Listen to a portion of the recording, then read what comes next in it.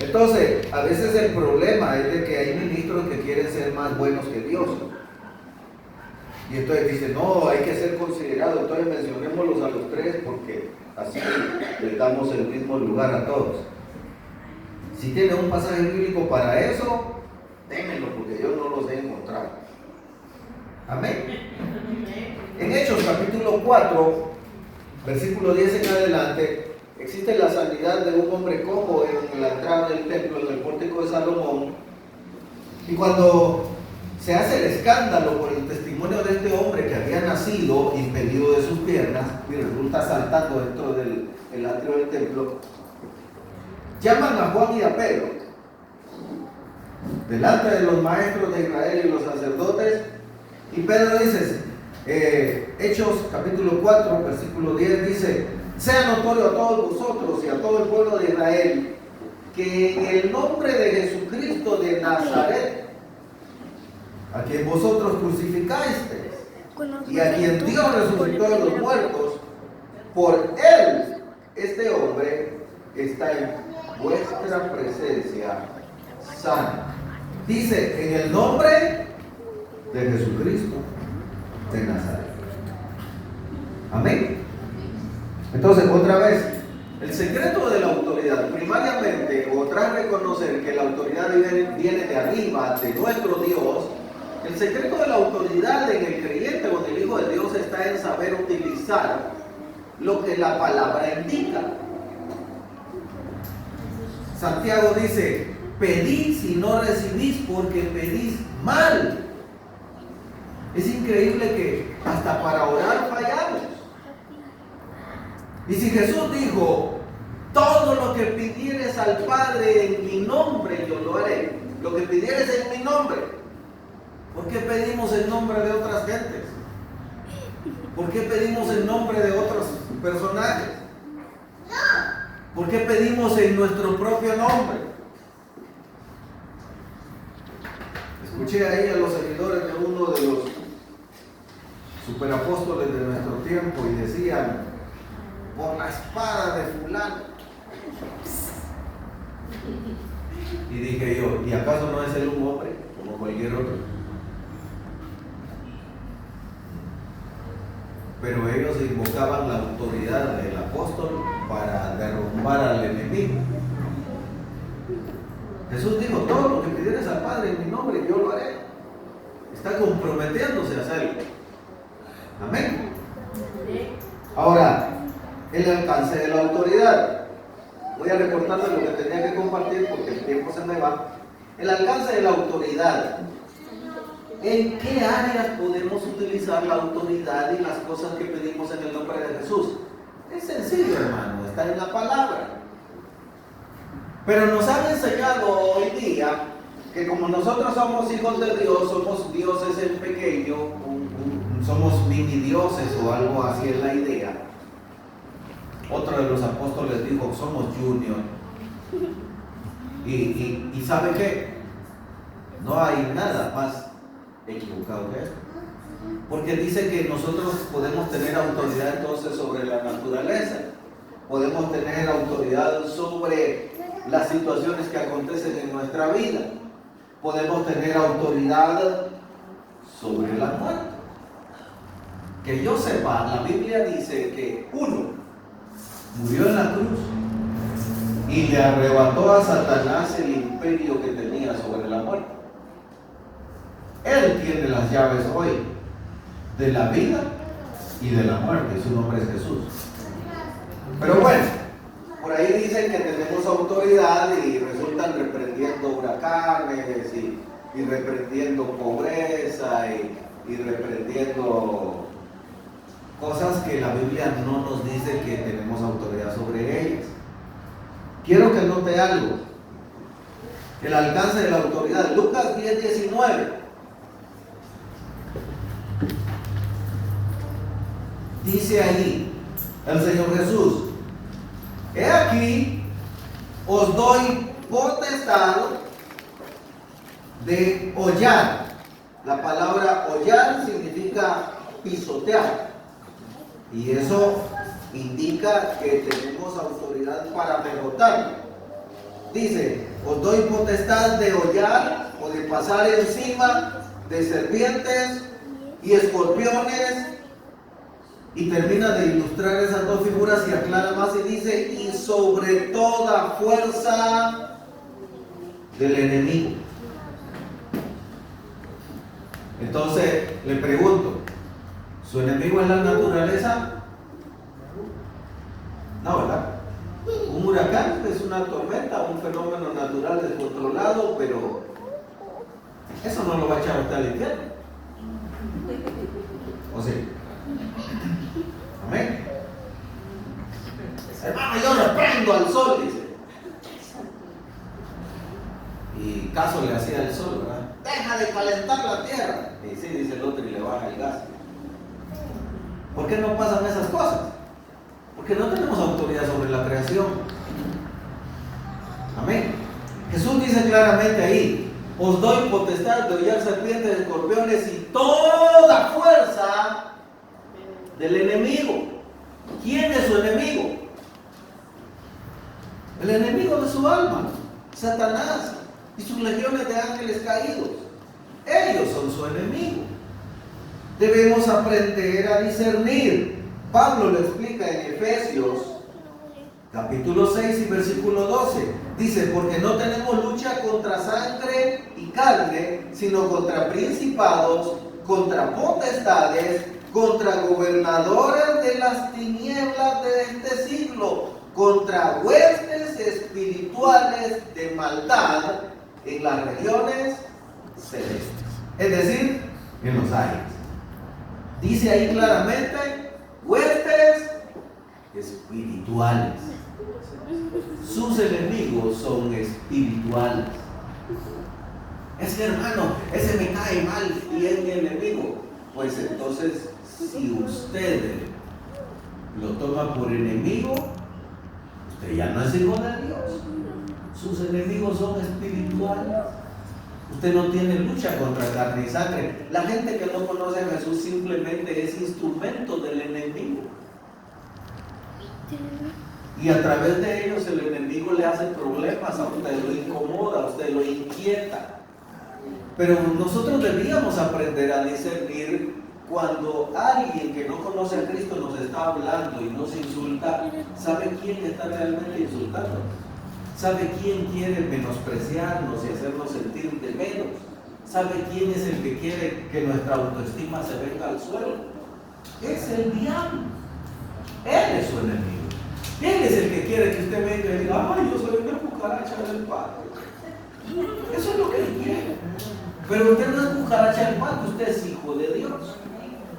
Amén. Amén, hermanos. Amén. Bueno, entonces el alcance de la autoridad, que quede claro. Usted tiene autoridad para derrotar enemigos espirituales. Amén. No es el gobierno, no son los políticos, no son las personas, tampoco lo son las circunstancias. Fíjese que por ahí escuché un predicador que decía, es que mire, la pobreza es una maldición y todo el que es pobre está bajo maldición. Y bueno, Jesús viene y le dice a los discípulos, a los pobres siempre los tendréis con ustedes. Él no está diciendo esos pobres malditos. No, la pobreza es una circunstancia. ¿Y qué dice la palabra? La bendición de Jehová es la que enriquece. Dice que Dios es el que pone y quita reyes. Dice que las abundancias materiales vienen de parte de Dios. Es el Señor el que dice, mira en la tierra y su plenitud, y a quien quiero la doy. Entonces, ¿la pobreza es una maldición? No. La maldición es estar en pecado. El pecado acarrea pobreza espiritual, porque estamos muertos en Cristo. Pero la pobreza económica es una circunstancia que Dios permite con propósitos. Y eso lo debemos tener bien claro. No con eso le estoy diciendo resígnese a ser pobre y a morir pobre. Estoy diciendo aprenda a entender las circunstancias que Dios permite. Porque esas circunstancias Dios mismo las cambia en cualquier momento. ¿Quiere un ejemplo? Un ejemplo claro, un ejemplo vivo, un ejemplo total. Hay un pueblo, hace unos 2700 años era esclavo. Era un mísero grupo de personas esclavizados por el imperio egipcio. Y en cuestión de una semana, a través de diferentes eventos que Dios propició, los convierte en una nación grande, poderosa y llena de riquezas. Después de estar 440 años como esclavos. ¿Quién los enriqueció? Dios. ¿Pero quién les permitió ser esclavos? Dios. Dios le había dicho a Abraham, tu descendencia va a ser esclava y va a sufrir, pero yo voy a levantar un Salvador. Así que las circunstancias materiales, hermano, no significan que usted va a estar bajo juicio de Dios. No necesariamente. Tiene que quedar claro. Amén. Bueno, solo me quedan 12 minutos y la mitad me sale. Pero bueno. Tranquilo que para el domingo falta. Todavía falta. Tiene razón. Ahora, alcance de autoridad. Ok, quedamos claros de que nuestra autoridad, la autoridad que Dios nos ha delegado o conferido, la tenemos en el mundo espiritual. Amén. Ahora, hay otra área donde esta autoridad funciona, pero de forma muy particular. Mateo 10:1 dice, entonces llamando a sus 12 discípulos, les dio autoridad sobre los espíritus inmundos para que los echasen fuera y para sanar toda enfermedad y dolencia. Hay dos cosas, dos elementos que quiero hacer resaltar acá. Uno, esta autoridad particularmente la recibieron ministros de Dios. ¿Quién es un ministro de Dios? Es aquella persona que se compromete a servirle al Señor, a obedecer a sus propósitos, a dejarse guiar por el Espíritu de Dios y acepta el desafío de convertirse en canal de bendición para mucha gente.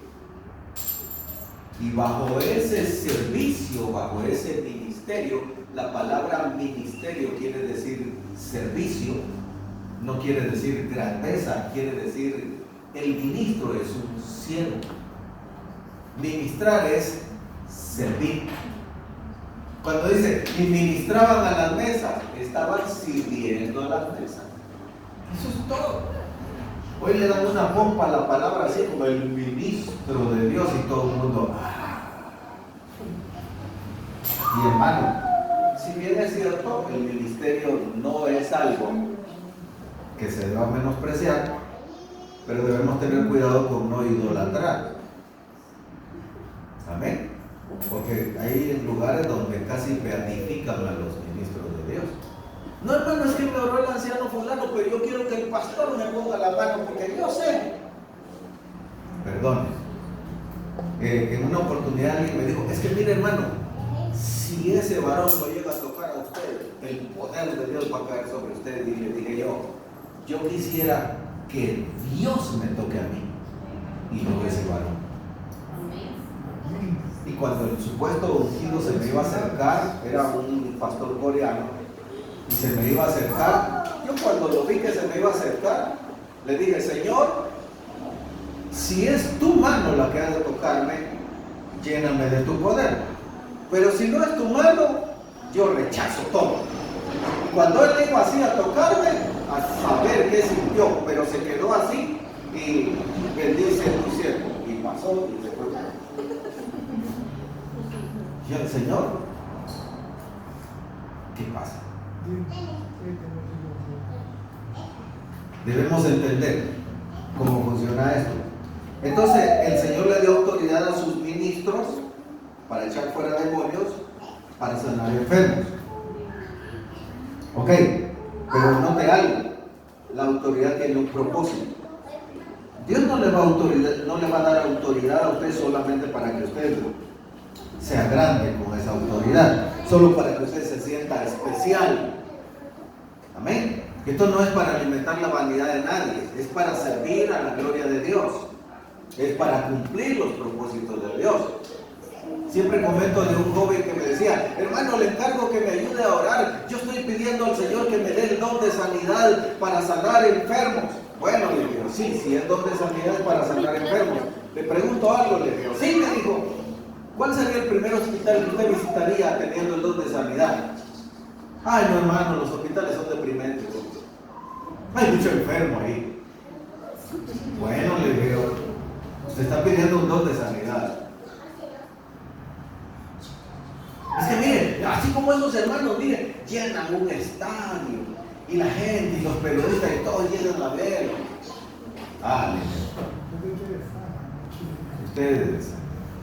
Ustedes lo que quieren es ser famosos. Y perdonen, Dios jamás va a conceder autoridad solo para ser un personaje público grande. Que a veces los siervos de Dios se pierden de la ruta de lo que les encomendaron de un inicio, será. Tristemente, será. Pero Dios no les concedió los dones que poseen para su propia grandeza, para alimentar su orgullo, su vanidad. Así es. Amén. Fíjense que Jesús, cada vez que sanaba a alguien, ¿qué decía? Vayan, preséntense al sacerdote, pero no se lo cuenten a nadie más. Y la gente salía bien comunicativa. Lo primero que hacía era empezar a contarle a medio mundo lo que Jesús había hecho. Pero Jesús no quería fama. Él quería hacer la voluntad del Padre. ¿Amén?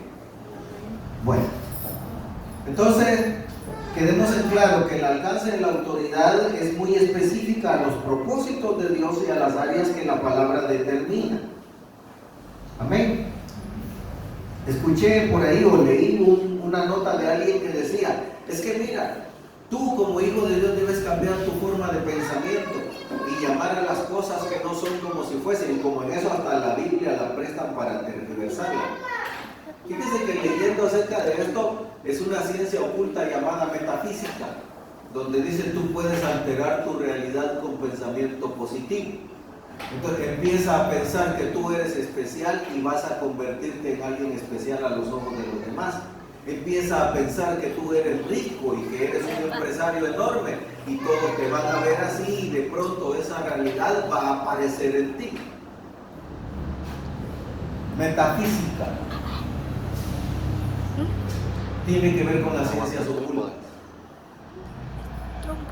Porque entonces usted puede labrar su destino, alterar las circunstancias que lo rodean. Ahora, yo prefiero que Dios labre mi destino. Yo prefiero que Dios guíe mi camino y que Él dé las circunstancias a mi vida que Él quiere que yo experimente. Amén. El apóstol Pedro dice: sujetaos bajo la poderosa mano de Dios y Él os exaltará cuando fuere su tiempo. Entonces yo no voy a alterar nada en mí que Dios no quiera cambiar. Amén. Así que el alcance de la autoridad es bien especial, hermanos, y debemos trabajar bajo esa figura. Un último punto que voy a tocar nada más. Quiero que entendamos que entre los requisitos de la autoridad está como un requisito que la autoridad se nos concede bajo un carácter solvente. Cuando nosotros tenemos cosas ocultas en nuestra vida, perdonen, los pastores no lo saben, su cónyuge no lo sabe, sus hijos no lo saben, sus compañeros de trabajo lo desconocen quizá, pero la palabra dice que Dios escudriña lo más profundo del corazón del ser humano. Si usted no es solvente delante de Dios, no va a recibir autoridad jamás. Si hay cosas ocultas en su vida, si hay, como dijo un predicador por ahí, pecadillos por ahí que todavía los tenemos guardaditos como un gustito personal de vez en cuando, eso es estar falta de solvencia delante de Dios. Hijo mío, dice, dame tu corazón entero. Amén. Dios quiere integridad. El apóstol Pablo dice, y todo nuestro ser, espíritu, alma y cuerpo, se ha guardado irreprensible hasta la venida del Señor. Todo vuestro ser, espíritu, alma y cuerpo. Por ahí escuché predicadores hace unos 10 años que empezaron a decir, es que mire hermano, Dios ve el corazón, a Él no le interesa lo de afuera. Claro que le interesa. Claro que le interesa. ¿Sabe por qué le interesa? Porque este cuerpo es templo de su espíritu. Usted no puede tener un corazón santo y una carne pecadora que se deleite en las cosas del mundo. Juan escribe y dice, si alguno ama al mundo, el amor del Padre no está en él. Amén. Usted no puede amar a Jesús y amar al mundo al mismo tiempo. Uno es Señor en su vida, o el mundo, o Jesús. Hermano, es que me cuesta, a todos nos cuesta, porque esta naturaleza quiere pecar, pero dice que hemos recibido un espíritu que no es de cobardía, sino un espíritu de poder, de amor y de dominio propio. Amén. Voy a dejarlo ahí porque se me acabó el tiempo. Cierre sus ojos un momento, por favor. Padre, gracias por tu palabra. Gracias porque tú nos hablas a través de tu espíritu. Gracias, Señor, por permitirnos meditar en ella y aprender de ella. Gracias, Señor, por permitirnos conocer tus propósitos, la forma como tú quieres que vivamos, como tú quieres que nos comportemos. Gracias por dejarnos saber a través de tu palabra cuál es tu voluntad para nosotros. Y porque tu palabra dice que tú nos concedes autoridad. Autoridad para tomar control de nuestra vida. Para poder, Señor, enfrentarnos a nuestro enemigo espiritual y salir victoriosos, pues tú eres mayor que todos ellos y tú eres quien nos concede esta autoridad. Ayúdanos, Señor, a entender la autoridad que viene de ti. Líbranos de la vanidad, del orgullo, porque la vanagloria de la vida es ofensiva delante de tus ojos. Ayúdanos a ser como tu Hijo Jesús sobre la tierra, manso y humilde, pero seguro de quiénes somos, Padre. Ayúdanos, por favor, a seguir adelante. En tu nombre, Jesús, lo rogamos. Y te damos gracias, Padre, por permitirnos meditar en tu palabra. Amén.